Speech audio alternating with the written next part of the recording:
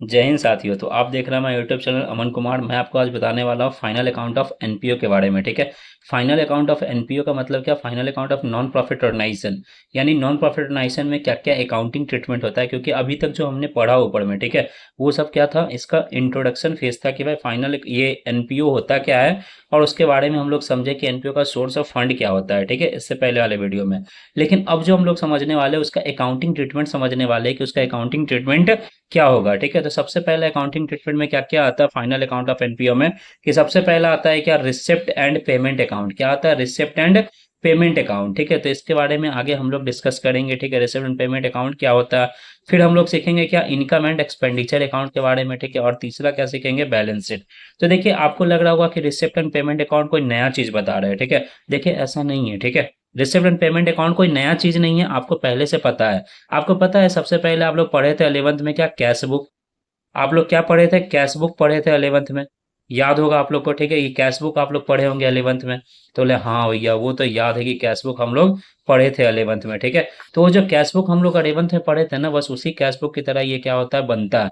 आप ध्यान से सुनिए मेरा बात, हम क्या बोल रहे हैं, वो कैश बुक की तरह बनता है। ठीक है, हम ये नहीं बोल रहे हैं कि कैश बुक ही होता है। ठीक है, हम क्या बोल रहे हैं, कैश बुक की तरह बनता है, बट ये नहीं बोल रहे हैं कि कैश बुक ही होता है। तो कैश बुक की तरह इसको क्या किया जाता है, प्रिपेयर किया जाता है। यानी कैश बुक में पहले हम लोग क्या करते थे कि डेबिट साइड में क्या रिकॉर्ड करते थे, डेबिट साइड में क्या रिकॉर्ड करते थे, कैश रिसिप्ट। डेबिट साइड में क्या रिकॉर्ड करते थे, कैश रिसिप्ट। और क्रेडिट साइड में क्या रिकॉर्ड करते थे, कैश पेमेंट। ठीक है, तो बस उसी तरह से इसको क्या करना है, प्रिपेयर करना है। ठीक है, तो आप बोलिएगा कि इनकम एंड एक्सपेंडिचर अकाउंट हम लोग कब पढ़े हैं, तो अरे प्रॉफिट एंड लॉस अकाउंट आप पढ़े थे ना, प्रॉफिट एंड लॉस अकाउंट। ठीक है, वही प्रॉफिट एंड लॉस अकाउंट की तरह तो इसको प्रिपेयर किया जाता है, किसको, इनकम एंड एक्सपेंडिचर अकाउंट को। इसको भी, इसके भी डेबिट साइड में आप क्या लिखते थे, ऑल इनडायरेक्ट एक्सपेंसेस। ठीक है, जो भी इनडायरेक्ट एक्सपेंसेस हुआ करते थे, ठीक है, इनडायरेक्ट एक्सपेंसेस या फिर लॉसेस वगैरह होता था, ठीक है, उसको आप किधर लिखते थे, debit side of profit and loss account. किधर लिखते थे, debit side of profit and loss account. लेकिन जैसे ही इनडायरेक्ट इनकम होता था, ठीक है, इनडायरेक्ट क्या होता था, इनकम होता था, आप क्या करते थे, उसको कहाँ रिकॉर्ड करते थे, क्रेडिट साइड में। तो आप देखें यहाँ पे आप प्रॉफिट एंड लॉस अकाउंट में इनडायरेक्ट एक्सपेंसेस और इनडायरेक्ट इनकम का बात कर रहे हैं। ठीक है, बट हम क्या बोल रहे हैं आपको, ये प्रॉफिट एंड लॉस अकाउंट की तरह बनता है, और प्रॉफिट एंड लॉस अकाउंट नहीं होता है, क्योंकि ये प्रॉफिट एंड लॉस अकाउंट कहाँ प्रिपेयर किया जाता है, प्रॉफिट ऑर्गेनाइजेशन में। ठीक है, बट हम क्या बना रहे हैं यहाँ पे, नॉन प्रॉफिट ऑर्गेनाइजेशन। ठीक है, तो नॉन प्रॉफिट ऑर्गेनाइजेशन में ये इनकम एंड एक्सपेंडिचर अकाउंट के नाम से क्या है, विख्यात है। ठीक है, और आपको पता है बैलेंस शीट। ठीक है, बैलेंस शीट तो आपको तो बचपन से ही पता होगा। ठीक है, बचपन बोले तो 11th। ठीक है, 11th से ही आपको पता है कि बैलेंस शीट कैसे बनता है। ठीक है, तो यहाँ पे जो बैलेंस शीट भी बनाएंगे ना, तो बैलेंस शीट भी दो तरह का बैलेंस शीट बनता है। एक बनता है क्या, ओपनिंग बैलेंस शीट। एक बनेगा क्या यहाँ पे, ओपनिंग बैलेंस शीट। और दूसरा बनता है क्या, क्लोजिंग बैलेंस शीट। ठीक है, तो यहाँ पे दो बैलेंस शीट हम लोग प्रिपेयर करते हैं। ओपनिंग बैलेंस शीट से हम लोग निकालते हैं क्या, कैपिटल फंड। क्या निकालते हैं, कैपिटल फंड। ठीक है, और वही कैपिटल फंड को हम लोग क्लोजिंग बैलेंस शीट में ले जा करके रिकॉर्ड करते हैं। ठीक है, तो यहाँ पे आगे हम लोग डिस्कस करेंगे इसके बारे में डिटेल में। ठीक है, कि भाई बैलेंस शीट कैसे बनता है, इनकम एक्सपेंडिचर अकाउंट कैसे बनता है। तो आज का टॉपिक हमारा क्या है, रिसिप्ट एंड पेमेंट अकाउंट। ठीक है, रिसिप्ट एंड पेमेंट अकाउंट देखते हैं क्या होता है। तो देखो, receipt and payment account it just like क्या होता है, कैश बुक। जैसे कि हम आपको बताए कि रिसिप्ट एंड पेमेंट अकाउंट क्या होता है, कैश बुक की तरह होता है। ठीक है, बट कैश बुक नहीं है। ठीक है, आपको कैश बुक की तरह प्रिपेयर किया जाता है, लेकिन कैश बुक नहीं होता है। इसका मतलब क्या है, receipt payment account just like क्या, कैश बुक। ठीक है, it is a real account. Real account का रूल आप लोग पढ़े होंगे, debit words comes in, credit words goes out. ठीक है, इसका मतलब जितना भी कैश हमारे पास आएगा उसको किधर से रिकॉर्ड करेंगे, डेबिट में। और जो भी हमारे यहाँ से कैश जाएगा उसको किधर रिकॉर्ड करेंगे, क्रेडिट में। तो देखो यहाँ पे क्या लिखता है, record, it record debit side. ठीक है, डेबिट साइड में क्या रिकॉर्ड होता है, रिसिप्ट। ठीक है, डेबिट साइड में क्या रिकॉर्ड होता है, यहाँ पे रिसिप्ट को रिकॉर्ड किया जाता है। जितना भी कैश रिसिप्ट होगा उसको डेबिट में रिकॉर्ड करेंगे, और जो भी कैश पेमेंट होगा उसको किधर साइड रिकॉर्ड करते हैं, क्रेडिट साइड में रिकॉर्ड करेंगे। जितना भी कैश पेमेंट होगा उसको किधर साइड रिकॉर्ड करेंगे, पेमेंट साइड में रिकॉर्ड करेंगे। ठीक है, क्रेडिट साइड में।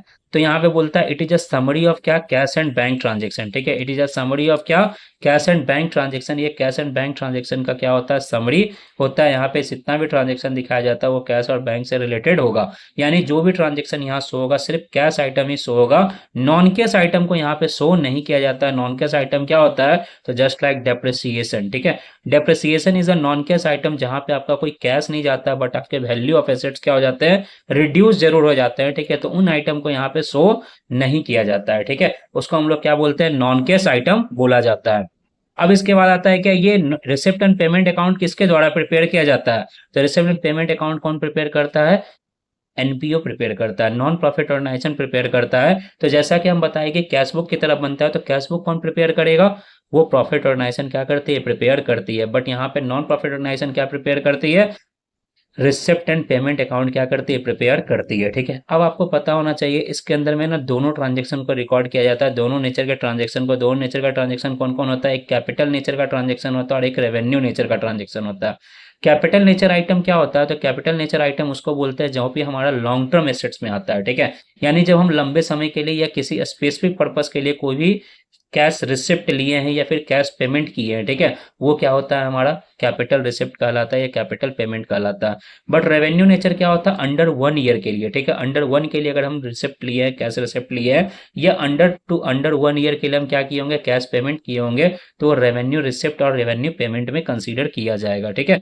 फिर आगे आता है क्या, it start with the opening and cash and bank balance. इसको स्टार्ट कैसे किया जाता है, ओपनिंग कैश और बैंक बैलेंस से क्या करते हैं, इसको स्टार्ट करते हैं, ठीक है। Opening cash and bank balance को क्या किया जाता है, स्टार्ट किया जाता है। तो आपको याद होगा जब आप लोग कैश बुक बनाते थे, ठीक है, जब आप लोग कैश बुक बनाते थे तो कैश बुक के डेबिट साइड में भी क्या लिखते थे, इसी तरह से टू बैलेंस ब्रॉट डाउन लिखते थे, ठीक है। तो उसको भी स्टार्ट कैसे करते थे, ओपनिंग बैलेंस से, ठीक है। इसी तरह से इसको भी स्टार्ट कैसे करेंगे, ओपनिंग बैलेंस से ही स्टार्ट किया जाएगा, ठीक है। और इसमें रिकॉर्ड होते हैं क्या, करेंट ईयर, पास्ट ईयर और फ्यूचर ईयर के ट्रांजेक्शन, ठीक है। यानी पिछले साल का जो अगर कोई ट्रांजेक्शन होगा जो कि इस साल में रिसीव हो रहा होगा तो उस ट्रांजेक्शन को भी रिकॉर्ड कर देंगे।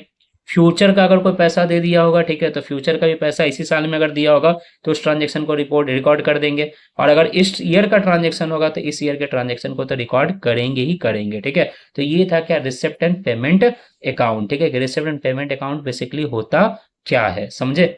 अब इसके बाद आता है इसका फॉर्मेट, ठीक है, कि रिसिप्ट पेमेंट अकाउंट में आता क्या क्या चाहिए। तो जैसा कि हम बताया आपको, receipt payment account start with the क्या, opening cash and bank balance. तो जरा सा आप देख सकते हैं यहाँ पे कि क्या ये opening cash and bank balance से स्टार्ट हो रहा है या नहीं हो रहा। और क्लोज भी इसको कैसे करते हैं, closing cash and bank balance से ही, ठीक है। Closing cash and bank balance इसको क्या करते हैं, क्लोज करते हैं। तो देखो यहाँ cash in hand cash and bank से इसको क्या किए हैं, क्लोज किए हैं, ठीक है। अब हम यहाँ पे बाइफरकेट कर दिए कि रेवेन्यू रिसिप्ट में क्या क्या चीज आता है और कैपिटल रिसिप्ट में क्या क्या चीज आता है, ठीक है। तो ये हो गया कैपिटल रिसिप्ट का आइटम और इधर क्या हो गया, रेवेन्यू रिसिप्ट का आइटम। तो जो भी रिसिप्ट होगा, ठीक है, उसको किधर साइड रिकॉर्ड करेंगे, डेबिट साइड में। उसको किधर साइड रिकॉर्ड करेंगे, डेबिट साइड में। और जो भी कैश पेमेंट होगा उसको किधर साइड रिकॉर्ड करेंगे, क्रेडिट साइड में, ठीक है। तो यहाँ पे जितना भी कैश रिसिप्ट होगा, ठीक है, जैसे यहाँ पे सब्सक्रिप्शन हो गया, जनरल डोनेशन हो गया, एंट्रेंस फी हो गया, सेल्स ऑफ न्यूज़पेपर हो गया, sales of old sports material हो गया, प्रोसीड्स फ्रॉम चैरिटी शो हो गया, ठीक है। चैरिटी शो का मतलब जब हम चैरिटी शो करते हैं उससे हमको कुछ इनकम होता है, कुछ पैसा आ रहा है, ठीक है, तो वो भी हमारा क्या कहलाता है, रिसिप्ट कहलाता है। प्रोसीड्स फ्रॉम लेक्चर हो गया, ठीक है, रेंट हॉल हो गया, ठीक है। अब रेंट हॉल क्या होता है, तो आपको लगेगा कि भाई रेंट जब हम पे करेंगे ना, रेंट तो हम देते हैं, हम रिसीव कब से करने लगे, तो आपका मान लेते हैं कि एक हॉल है, एक मैरिज हॉल है, जो कि आप क्या करते हैं, यहाँ पे हॉल को लगाते हैं किराए पे, ठीक है। हॉल को लगाते हैं क्या, किराए पे। वो भी एक गरीब, अगर मतलब गरीब लोग हैं, ठीक है, तो गरीब लोग को आप क्या देते हैं, फ्री में हॉल दे देते हैं, ठीक है। क्या आप अपने बेटा बेटी का यहाँ पे शादी कर सकते हैं, ठीक है। तो फ्री में नहीं दे करके आप उससे क्या लेते हैं, कुछ मेंटेनेंस चार्जेस के नाम पर वे आप क्या लेते हैं, उससे कुछ पैसा ले रहे हैं, ठीक है। जैसे कि अगर वो बड़ा सा हॉल बुक करेगा किसी जाकर के कोई प्राइवेट होटल्स वगैरह में, तो उसको लगेगा 50,000 रुपया। तो अगर वो 5,000 रुपया भी यहाँ देता है तो वो भी उसका क्या कहेगा, रेंट ही कहलाएगा, ठीक है। तो रेंट हॉल, तो यानी हॉल जब आप रेंट पे हॉल जब आप रेंट पे देते हैं तो उससे जो आपका इनकम होता है उसको हम लोग क्या बोलते हैं, यहाँ पर रेवेन्यू रिसिप्ट बोला जाता है, ठीक है। फिक्स्ड डिपॉजिट पे कोई भी इंटरेस्ट मिलता है तो वो भी आपका क्या कहलाता है, रेवेन्यू रिसिप्ट। फिर क्या आता है, इंटरेस्ट एंड डिविडेंड वगैरह है, इंटरेस्ट और इन्वेस्टमेंट है, गवर्नमेंट ग्रांट है, लॉकर रेंट है, तो लॉकर रेंट क्या होता है, जब आप जाइएगा ना तिरुपति बालाजी, ठीक है, वहां पे जाइएगा तो आप देखिएगा लॉकर वगैरह, लॉकर फैसिलिटीज देता है, ठीक है, जहां पे अपने आप कीमती सामानों को रख सकते हैं, ठीक है। जिसके बदले वो क्या करता है, एक मिनिमम चार्ज करता है, तो जो मिनिमम चार्ज कर रहा है ना वो लॉकर रेंट ही है, क्या, ठीक है, वो क्या है, लॉकर रेंट ले रहा है। तो उसके लिए क्या होगा, एक एनपीओ के लिए क्या होता है, वो चीज रेवेन्यू रिसिप्ट कहलाता है, ठीक है। फिर सेल ऑफ स्क्रैप हो गया, ठीक है, स्क्रैप वगैरह अगर आप बेचते हैं, ठीक है, उससे अगर आपको कुछ क्या होता है, पैसा रिसिप्ट होता है, तो वो भी क्या कहलाएगा, रेवेन्यू रिसिप्ट ही कहलाता है। और कुछ मिसलेनियस रिसिप्ट यानी छोटे मोटे रिसिप्ट को क्या बोलेंगे, मिसलेनियस रिसिप्ट कहते हैं। अब यहाँ पे कैपिटल रिसिप्ट दे रखा है, जैसे स्पेसिफिक डोनेशन हो गया, लेगेसी हो गया, लाइफ मेंबरशिप फी हो गया। लाइफ मेंबरशिप फी का मतलब जैसे हम क्लब में गए, मेंबरशिप फी दी है, ठीक है, तो अगर 1 साल के देते हैं तो उसको बोलते हैं मेंबरशिप फी, लेकिन पूरे जीवन भर का अगर हम उसको मेंबरशिप फी दे दिए उसको हम लोग क्या बोलते हैं, लाइफ मेंबरशिप फी बोला जाता है, ठीक है। फिर आता है क्या, सेल ऑफ फिक्स्ड एसेट्स, अगर आप फिक्स्ड एसेट्स को बेचते हैं तो वो भी क्या कहलाता है, आपका कैपिटल रिसिप्ट कहलाता है। तो यहाँ पे बताया ना आपको कि जैसा कि कैपिटल रिसिप्ट हो या फिर रेवेन्यू रिसिप्ट हो या कैपिटल पेमेंट हो या रेवेन्यू पेमेंट हो, वो सारे ट्रांजेक्शन को रिसिप्ट एंड पेमेंट अकाउंट में क्या किया जाता है, रिकॉर्ड किया जाता है, बशर्ते वो क्या होना चाहिए, कैश में होना चाहिए, ठीक है, वो किस में होना चाहिए, कैश में होना चाहिए, तभी जाके वो ट्रांजेक्शन यहाँ पे रिकॉर्ड होगा। तो यानी यहाँ पे मोस्ट ऑफ द ट्रांजेक्शन किस में रिकॉर्ड किया जाता है, कैश में किया जाता है, ठीक है, किस में किया जाता है, कैश में। तो अब ये आ गया रेवेन्यू पेमेंट वाला, ठीक है, रेवेन्यू पेमेंट में सैलरी, वेजेस और ऐसे इंश्योरेंस, ऑडिट फी, ठीक है, जैसे देखिए यहाँ पे ऑडिट फी लिखा हुआ है ना, ऑडिट फी किसको देते हैं, चार्टर्ड अकाउंटेंट को देते हैं, है ना। तो चार्टर्ड अकाउंटेंट यानी यहाँ पे मंदिर, मस्जिद, चर्च, गुरुद्वारा, इस सबको ऑडिट करवाना क्या होता है, मैंडेटरी है। यानी नॉन प्रॉफिट ऑर्गेनाइजेशन को ऑडिट करवाना क्या होता है, मैंडेटरी होता है, तभी तो हम उसको ऑडिट फी पेड करते हैं ना।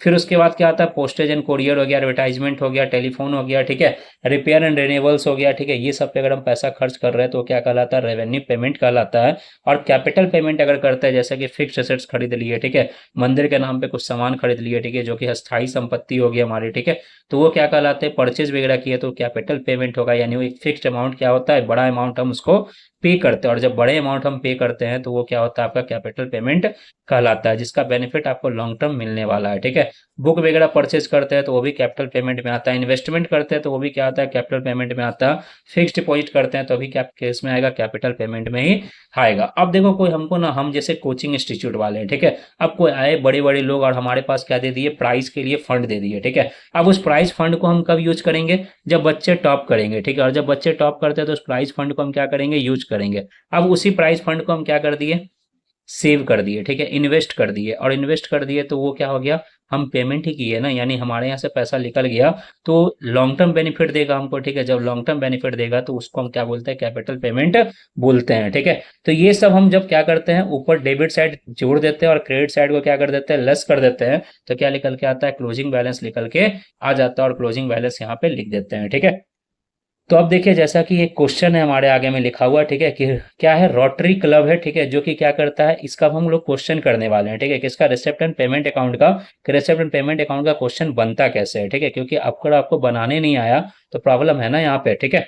तो बनाने के लिए हम लोग सीखेंगे कि रिसिप्ट एंड पेमेंट अकाउंट का क्वेश्चन कैसे सॉल्व करते हैं हम लोग, ठीक है। तो ध्यान से देखिएगा यहाँ पे क्या लिखा हुआ है, रोटरी क्लब, ठीक है, क्या लिखा हुआ है, रोटरी क्लब है, ठीक है, जो कि क्या कर रही है, कैप्ट कर रही है अपने अकाउंट को, किस बेसिस पे, कैश बेसिस पे, ठीक है। और क्या बोल रहा है, figure of the last year का दे रखा है क्या, इसके नीचे, ठीक है, और आगे बोलता है प्रिपेयर करिए क्या, receipt and payment account for the year, ठीक है, इस साल का वो क्या बोल रहा है, receipt and payment account prepare करने के लिए बोल रहा है, ठीक है। जैसा कि यहाँ पे लिखा हुआ क्या क्या है, देखिए आपको वर्ड से ही समझ में आएगा कि किधर साइड जाने वाला है, रिसिप्ट साइड जाएगा या पेमेंट साइड जाएगा, आपको क्लियर हो जाएगा तुरंत ही अभी।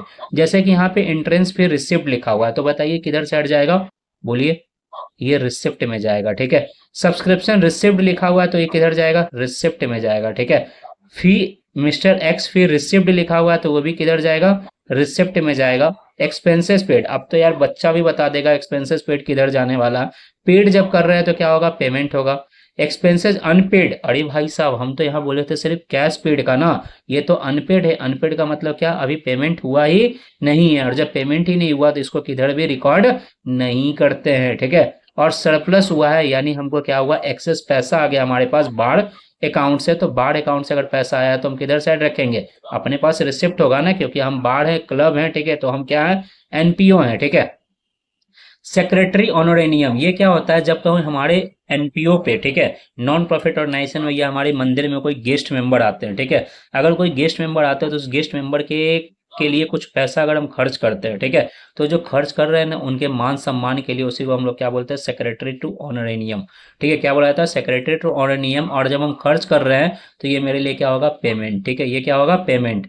अब ये cash in hand beginning of the year लिखा हुआ था, हम बताए थे कि जैसा कि रिसीव्ड पेमेंट अकाउंट को स्टार्ट किया जाता है किससे, कैश इन हैंड से। ठीक है, तो ये सबसे पहले लिखाएगा टॉप ऑफ द हेडिंग पे। ठीक है, ये लिखाएगा क्या यहाँ पे, रिसिप्ट एंड पेमेंट अकाउंट में सबसे पहले इसी को रिकॉर्ड करेंगे टू बैलेंस ब्रॉट डाउन करके। ठीक है, फिर उसके बाद क्या लिखा हुआ, लॉकर रेंट। तो लॉकर रेंट क्या होता है हमारा, लॉकर रेंट रिसीव हो रहा है तो क्या होगा, रिसिप्ट होगा। और फिर इन्वेस्टमेंट मेड, यानी इन्वेस्टमेंट अगर हम करते हैं तो हम उसके लिए क्या करते हैं, पेमेंट करते हैं। तो बताइए आप इजिली, ठीक है, क्या receipt and payment account prepare कर सकते हैं या नहीं कर सकते हैं, बिल्कुल कर सकते हैं। ठीक है, तो हम लोग यहाँ पे क्या करेंगे, receipt and payment account prepare करेंगे अभी के अभी। ठीक है, तो देखिए रिसिप्ट एंड पेमेंट अकाउंट यहाँ पे हम बनाने जा रहे हैं, receipt and payment. Receipt and payment, थोड़ा सा इंक ज्यादा मोटा हो गया तो इसको पतला कर लेते हैं। ठीक है, रिसिप्ट एंड पेमेंट अकाउंट। ठीक है, तो रिसिप्ट एंड पेमेंट अकाउंट क्या होता है, सबसे पहले उसमें क्या लिखते हैं, रिसिप्ट, डेबिट साइड क्या लिखा आएगा, रिसिप्ट। ठीक है, फिर अमाउंट, और फिर क्या आएगा, पेमेंट, और फिर क्या आएगा, अमाउंट। ठीक है, तो सबसे पहले क्या लिखेंगे यहाँ पे, टू बैलेंस ब्रॉट डाउन, जैसा कि हम आपको बताए। ठीक है, कि पहले क्या लिखते हैं, टू बैलेंस ब्रॉट डाउन। ठीक है, टू बैलेंस ब्रॉट डाउन का मतलब यहाँ पे क्या हो गया, कैश इन हैंड। ठीक है, क्या लिखेंगे, कैश इन हैंड। ठीक है, कैश इन हैंड जैसा दिया हुआ था क्वेश्चन में, कितना दिया हुआ था क्वेश्चन में कैश इन हैंड, क्वेश्चन में कितना कैश इन हैंड दे रखा था, क्वेश्चन में कैश इन हैंड कितना दिया हुआ था, सॉरी, क्वेश्चन में कैश इन हैंड दिया हुआ था, जरा देखते हैं क्वेश्चन में कितना दिया हुआ है कैश इन हैंड। यहाँ पे देखिए क्वेश्चन में दे रखा है कैश इन हैंड 4700। ठीक है, कितना दे रखा है, 4700। ठीक है, तो 4700 लिख दिए। उसके बाद फिर क्या लिखा हुआ था, आ जाएंगे स्टार्टिंग से। सबसे पहले क्या दिया हुआ था, एंट्रेंस फी। यहाँ पे क्या दे रखा था, एंट्रेंस फी। तो एंट्रेंस फी लिख देंगे यहाँ पे। चलिए आइए फटाफट लिखते हैं अब यहाँ पे। ठीक है, entrance fee, entrance fee, entrance fee कितना दिया हुआ था, 5000 रुपीज। ठीक है, एंट्रेंस फी कितना दिया हुआ था, 5000 रुपीज। उसके बाद फिर दे रखा था क्या, सब्सक्रिप्शन। तो सब्सक्रिप्शन लिख देंगे। ठीक है, आपको राइटिंग थोड़ा बहुत गड़बड़ लग रहा होगा, लेकिन कोई बात नहीं, आप समझ सकते हैं इस चीज को। ठीक है, अच्छे तरीके से सब्सक्रिप्शन लिखा हुआ था कितना, ड्यूरिंग द ईयर में जो रिसीव हो रहा था सब्सक्रिप्शन, देखिए यहाँ पे कितना लिखा हुआ है, 39,600। देन फिर क्या लिखा हुआ है यहाँ पे, मिस्टर एक्स फी रिसीव्ड। ठीक है, तो यहाँ पे क्या लिखेंगे, to mister X fee, mister X fee received. ठीक है, तो जो रिसिप्ट साइड आएगा तो वो रिसिप्ट में लिख देंगे। ठीक है, कितना दिया हुआ था, मिस्टर एक्स फी रिसिव्ड 1200 रुपया। ठीक है, तो 1200 रुपया लिख दिए। इसके बाद फिर क्या दिया हुआ है यहाँ पे, expenses paid during the year. ठीक है, expenses paid during the year में कितना दिया हुआ है, 54,500। ठीक है, तो 54,500 किधर लिख देंगे, expenses paid during the year. ठीक है, किधर साइड लिखेंगे, by expenses, by expenses paid कितना दे रखा है, 54,500। और जैसा कि बताएं अनपेड वाला अमाउंट यहाँ पे नहीं आएगा तो इसको लिखेंगे ही नहीं। ठीक है, फिर लिखा हुआ सरप्लस ऑन बार अकाउंट। ठीक है, तो बार अकाउंट में आ जाएंगे और लिख देंगे यहाँ पे क्या, to surplus on bar account. ठीक है, बार से आपको क्या हो रहा है, सरप्लस हो रहा है, कितना अमाउंट का, 15,000 का। तो ये आ गया आपका डेबिट साइड में। ठीक है, फिर उसके बाद दिखा हुआ सेक्रेटरी टू ऑनरेनियम, ऑनरेनियम। ठीक है, ऑनरेनियम कितना दे रखा है, 3,000 रुपया। तो क्या है, पेमेंट है, तो आप पेमेंट साइड में उसको लिख देंगे, सेक्रेटरी टू ऑनरेनियम। कितना रुपया दे रखा है, 3,000 रुपया। तो 3,000 रुपया आप किधर लिख देंगे, पेमेंट साइड में लिख देंगे। ठीक है, फिर उसके बाद लिखा हुआ कैश इन हैंड, जो कि हम लोग लिख चुके हैं। लॉकर रेंट दे रखा है तो लॉकर रेंट लिख देंगे यहाँ पे, to locker rent. Locker rent हम लोग क्या बोले थे, तिरुपति बालाजी का एग्जाम्पल दिए थे कि तिरुपति बालाजी में हम लोग जाते हैं और वहां पे क्या करते हैं, अपने सामान को रखते हैं। तो तिरुपति बालाजी ट्रस्ट क्या लेता है, हमसे कुछ पैसा लेता है उस सामान को रखने का। ठीक है, तो क्या होता है, लॉकर रेंट होता है। ठीक है, तो लॉकर रेंट उसके लिए क्या, रिसिप्ट है, तो रिसिप्ट साइड में जाएगा। और इन्वेस्टमेंट कर रहे हैं तो इन्वेस्टमेंट क्या है, मेड है, इसका मतलब हम पेड कर रहे हैं। ठीक है, तो जब पेड करेंगे तो किधर साइड आएगा, वो क्रेडिट साइड में आएगा। ठीक है, कितना अमाउंट है इन्वेस्टमेंट का, 2200 रुपया। ठीक है, इन्वेस्टमेंट का कितना दे रखा है, 2200 रुपया। ठीक है, तो किधर साइड आ जाएगा, क्रेडिट साइड में आ जाएगा, ठीक है। और इसका क्या करेंगे, अब टोटल कर देंगे, तो जो बैलेंस आएगा, ठीक है, क्या लिखेंगे यहाँ पे, by balance CD cash in hand. तो आप गौर करिएगा, यहाँ पे स्टार्ट किए थे कैश इन हैंड से, तो क्लोज भी किससे करेंगे, कैश इन हैंड से ही क्या करेंगे, क्लोज करेंगे। तो इसको टोटल करते हैं जल्दी से, कितना आ रहा है यहाँ पे जरा देखते हैं। 39 हो गया, 39 5 44, 44 4 48, ठीक है। 44 4 कितना हो गया, 48, 48 एक 49, 49 और 15 कितना होता है, 64, 64 एक 65, 65 एक 66, 66 500, ठीक है। ये कितना आ गया टोटल, 66 500, ठीक है। 66 500, मेरा कैलकुलेशन में अगर गलती हो गया तो आप जोड़ लीजिएगा एक बार अच्छे तरीके से, ठीक है।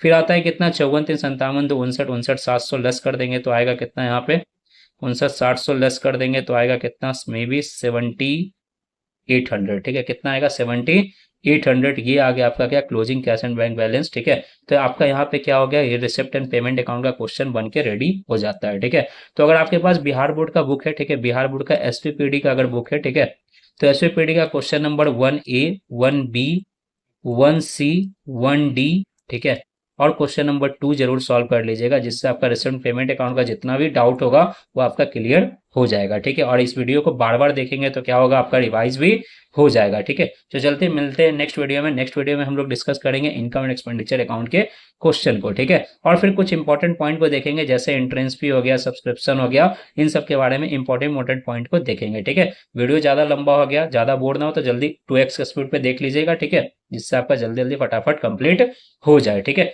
चलिए मिलते हैं नेक्स्ट वीडियो में।